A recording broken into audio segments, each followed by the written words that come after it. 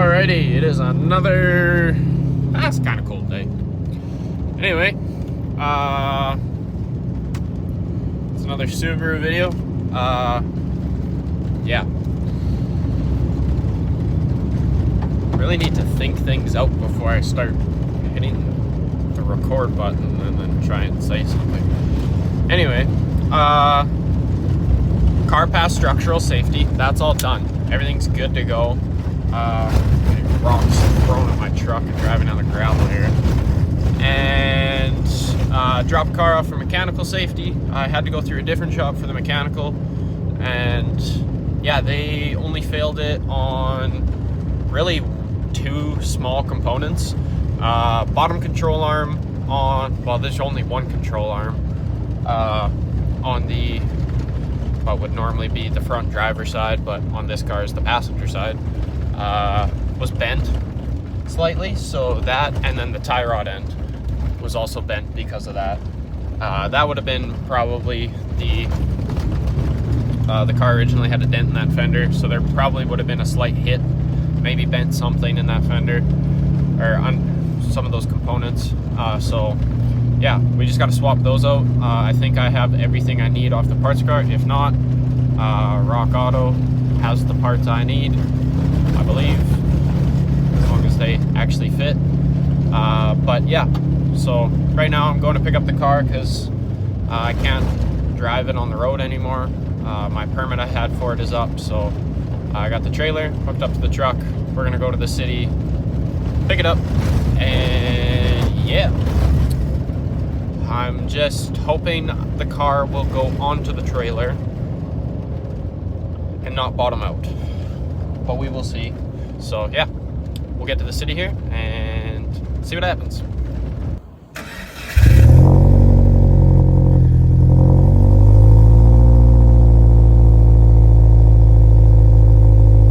Okay, we made it to pick up the car. Started it there, a little cold start. Yeah, we're gonna see if we can get this thing on the trailer. I got my truck on the street and we'll see if we can get her loaded up. I'm just worried about clearance, but we will see.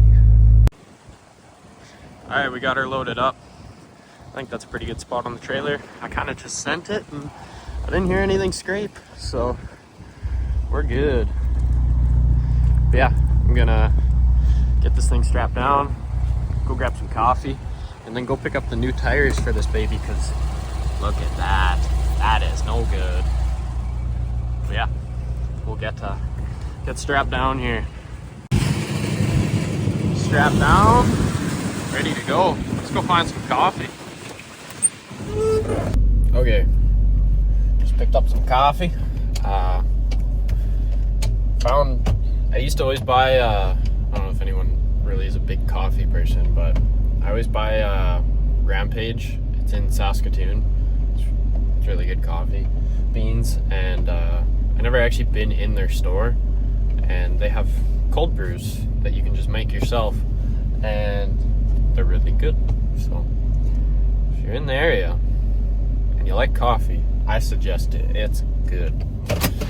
Now we got the car, we got the coffee, we're just missing wheels. So we're gonna go head over to Canada Custom Auto Works and pick up my new tires for the Subaru. That's the second time now I bought tires through them. I really like dealing with them. I have a local shop too that I really like dealing with, but they've been really busy and these guys have been slow, so I figured why not. So yeah, we'll go pick up those tires and then we'll see what happens. Alrighty, made her home with the car, got it unloaded, it's in the garage. It's gonna work on this thing. Yeah, I'm gonna pull the front tire off on the one side that I need to change and just double check everything, and then swap out that control arm, see how easy the old one comes out, and then I know exactly what to pull off on the other car. And then anything that doesn't work, I'll have to order new parts for. So we'll get started on that, get the wheel off here and see what we're dealing with. It's the next day. We got some parts off. Let me plug this light in. Get a little more light there. Anyway, we got the lower control arm off the other car. And we got the other tie rod off the other car.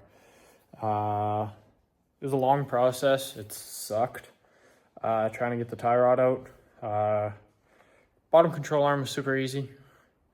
I just had to cut the CV axle because it's kind of stuck in the wheel bearing. So whatever. It just means it's not the wheel bearing, and that CV axle isn't usable parts in the future if need be, which is okay. Here's what it is. But yeah, I'll flip the camera here and we can show you why this tie rod for sure didn't pass safety. I'm not sure why the CV or the bottom control arm didn't pass safety. Once I get it off, I'll be able to actually get a better look at it, and then I'll know for sure. But yeah, take this tie rod off right now, and then I can show you that. Kind of worried that, yeah. So that's why that one didn't pass safety. You can see how that one's bent. We got our other one ready to go here. So if anyone's wondering how you remove these, that's underneath the boot, and you basically just unthread that. To get the boot off, you need some pliers, and then this thing should slide down for you. You shouldn't have to cut it, hopefully. But I didn't mess with the adjustment, so I'm hoping I can just throw it in and it's somewhat aligned. But yeah, we'll take that out and try and get the new one in, and then we'll do the control arm, I think, last. But yeah, we're gonna try and get this bad one out. It should be easier because I can take it off in 2 pieces, I'm thinking. But yeah. Well, I didn't film anything, but the front end's back together, so I got some Kool-Aid. It's good. But yeah, I had to go buy a fancy inner tie rod tool. Honestly, just go buy it. It makes life so much easier. And depending on how it's at what angle those 2 lines are at to actually get a wrench on it, you can either get it from below by taking off the bottom cross brace on the Subaru, but this one, on my good car, I couldn't. The parts car I could, so I could get a crescent wrench in there and then pry it out. Because once you broke it loose like 1/8 of a turn, you could do it by hand. But this one was at the wrong angle, so I went and bought the fancy tool. Just made life so much easier. And then as far as like tightening and everything, it was really easy. I'll show you the tool, but we got the front end back together. We got a fender liner put on it and new tires put on. That's it for suspension.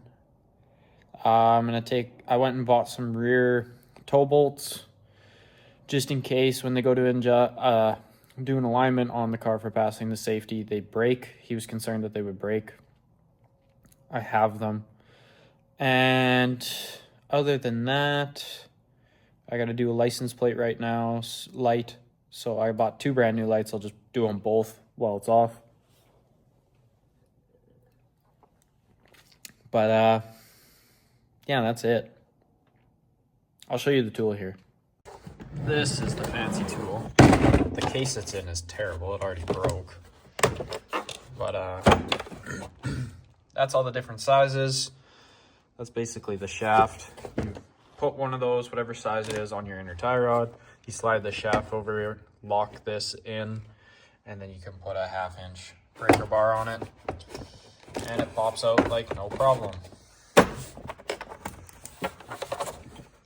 Back there, kind of. But yeah, front end's back together. Drop some parts off there. I have my extra control arm. I'm gonna send with. That's the one that just came off the car, but I put the other one from the parts car on. And bought some new tail light or license plate lights. I think I bought the right ones. I didn't even check. I was just like, yeah, those look right. We'll put them in. If not, I did rip some other lights out of the junkyard while I was grabbing a fender liner. But for now, we're going to pop off. There's a clip here. We'll pop off these guys. And then we can get at the other clips too to get everything out of there. I don't know what that is. I'm gonna grab my bigger light so I can actually tell. But yeah, we'll get the license plate lights swapped out on there. And I just got a tar plate down so I can put all my used parts in here for when I send it to safety, and the car ramps for the trailer. And yeah, we'll get that swapped right now, and then we should be good. And we'll start this baby up and get her loaded up on the trailer. All right, we got new license plate lights in. All right, let's close it up and get this thing started.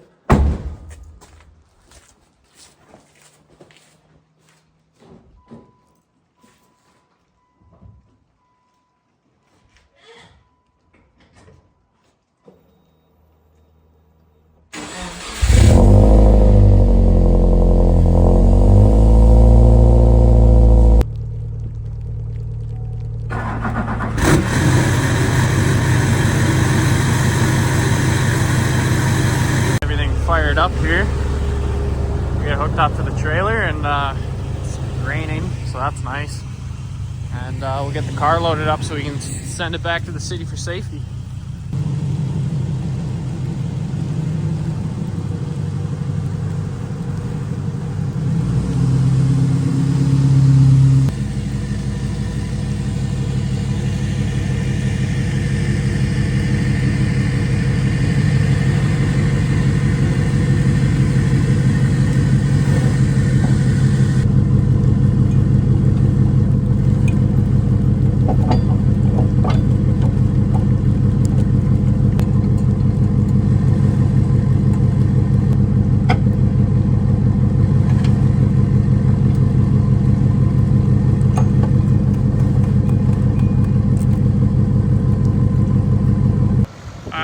Everything loaded down here. Kind of just took a little test run around town to make sure everything's tight.